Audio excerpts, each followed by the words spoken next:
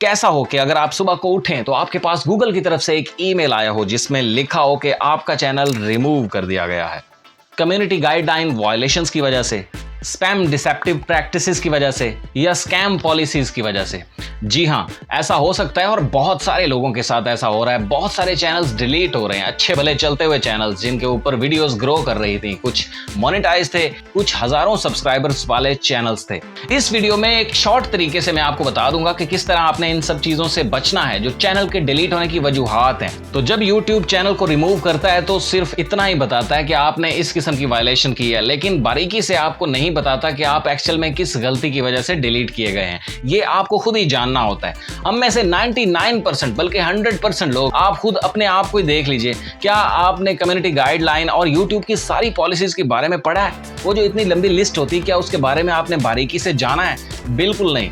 आप YouTube के normal algorithm को ही पूरी तरह से नहीं जानते तो उसकी पॉलिसीज के बारे में क्या जानोगे? मैं अपनी पिछली कितनी वीडियोस में बता के थक गया हूं कि भाई फलां गलतियां हैं, क्या गलतियां हैं जो चैनल को डाउन करती हैं, क्या गलतियां हैं जो चैनल को डिलीट करवा देती हैं। बहुत सारी YouTube के अंदर पॉलिसीज हैं, कवानीन हैं, अगर उन पर अमल ना किया जाए, उनको ना समझा जाए तो कभी भी चैनल डिलीट हो सकता है। अब मेरे पास ऐसे बहुत ज्यादा केस आने लग गए हैं कि चैनल अचानक डिलीट हो गया। कुछ हमारे अपने ही सब्सक्राइबर्स के जो चैनल थे अच्छे भले चलते हुए डिलीट हो गए, यानी कि क्रिएटर को पता ही नहीं है कि रीजन क्या है। कई बार तो मैं भी हैरान रह गया कि इसके अंदर तो ऐसी कोई प्रॉब्लम नहीं है तो फिर ये क्यों डिलीट हो गया। लेकिन जब उसको मैंने बारीकी से जाना, उस पर रिसर्च की, तो पता चला कि यकीनन बहुत अच्छे लोग भी गलतियां कर रहे हैं। वो अलग बात है कि कोई जल्दी पकड़ में आ जाता है तो कोई देर से। तो आपका चैनल भी कभी भी डिलीट हो सकता है, ये जान लो, क्योंकि आप 100% ठीक तो नहीं चल रहे। बहुत सारी गाइडलाइंस की वायलेशंस आप कर रहे हो सकते हैं। उनको ईमेल्स के अंदर नहीं बताया गया कि उनका चैनल किस स्पेसिफिक प्रॉब्लम की वजह से डिलीट किया गया, लेकिन सिर्फ यही बताया गया कि कम्युनिटी गाइडलाइन वायलेशन की वजह से, किसी को बताया गया कि स्पैम एक्टिविटी की वजह से, किसी का स्कैम पॉलिसीज की वजह से, किसी का डिसेप्टिव प्रैक्टिसेस की वजह से। उसका मतलब मैं अभी आपको बताता हूं शॉर्ट में, तो आप अच्छी तरह समझ लो इससे पहले कि आपकी मेहनत भी मट्टी हो जाए। आपको एक दो स्क्रीनशॉट दिखाए हैं जिसके अंदर कॉमन रीजंस हैं जिनकी वजह से सबसे ज्यादा चैनल्स डिलीट हो रहे हैं। इनके अंदर ही वो वजूहात भी हैं जो आप भी कर रहे हो सकते हैं, तो जरा देखो। सबसे पहले है स्पैम।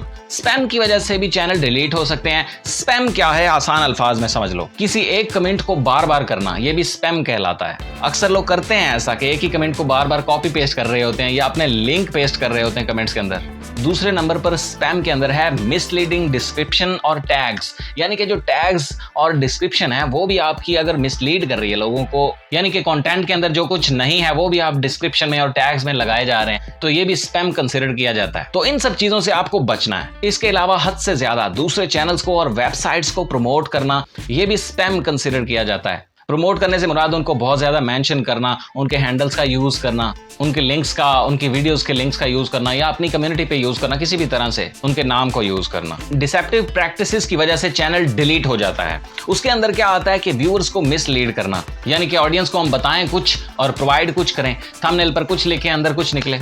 अब आप ये ना समझिएगा कि बहुत सारे लोग ऐसा कर रहे हैं उनके तो चैनल डिलीट नहीं हुए, बहुत सारी वायरल वीडियो पर ऐसा चल रहा है, तो उस चीज को देखकर कंफ्यूज ना हो जाना। ये बहुत बारीकी की बात है और खास तौर पर लोगों की रिपोर्ट्स को भी कंसिडर किया जाता है कि आपकी वीडियो पर जब कुछ रिपोर्ट्स एक तरह की आ जाती हैं तब उसके ऊपर एक्शन होता है। लेकिन कुछ ऐसी वीडियोस हैं जिस पर रिपोर्ट्स कम आई होंगी और लाइक्स ज्यादा आए होंगे, तो वहां पर YouTube उन रिपोर्ट्स का नहीं देखता। जब किसी चैनल पर एक ही तरह की रिपोर्ट्स यानी कि शिकायत दर्ज होती हैं तब उसको कंसीडर किया जाता है। इसके अलावा डिसेप्टिव प्रैक्टिसेस में यह भी आता है कि किसी दूसरे शख्स या हस्ती की नकाली होने का दावा करना, मतलब खुद को वो शख्सियत जाहिर करना जो हम नहीं हैं। स्कैम्स की वजह से भी चैनल डिलीट हो जाता है। अब स्कैम्स के अंदर कौन कौन से क्राइम आते हैं जो हम सब करते हैं। स्कैम का मतलब है घोटाला। इसके अंदर कोई भी ऐसा कंटेंट शामिल है जो ऑडियंस को पैसे या जाती मालूमात लेन देन करने में और धोखा देने में मुलविस हो। इसके अलावा अगर आपके पास ईमेल आए कि आपके चैनल को रिपीटेड कम्युनिटी गाइडलाइन वायलेशंस की वजह से रिमूव कर दिया गया है, तो ये मत सोचिएगा कि हाय मैंने क्या किया, मैंने तो कुछ नहीं किया, ऐसा क्यों हो गया। बल्कि सुन लो कि कम्युनिटी गाइडलाइंस वायलेशंस के अंदर क्या क्या चीजें आती हैं।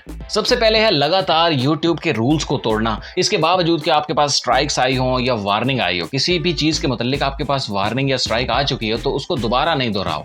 इसके अलावा किसी खतरनाक और गैर कानूनी कंटेंट को पोस्ट करना।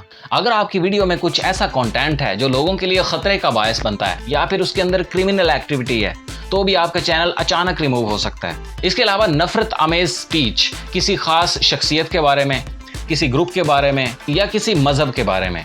अगर आप ऑनलाइन किसी इज्जत का जनाजा निकालते हैं गैर इखलाकी तरीके से, तो आपका चैनल डिलीट हो सकता है। आप सबको समझाने के लिए इससे ज्यादा आसान जबान का इस्तेमाल मैं नहीं कर सकता। प्रूफ दिखा दिखा कर वीडियो लंबी मैं नहीं करता, आप सबका एतमाद ही काफी है।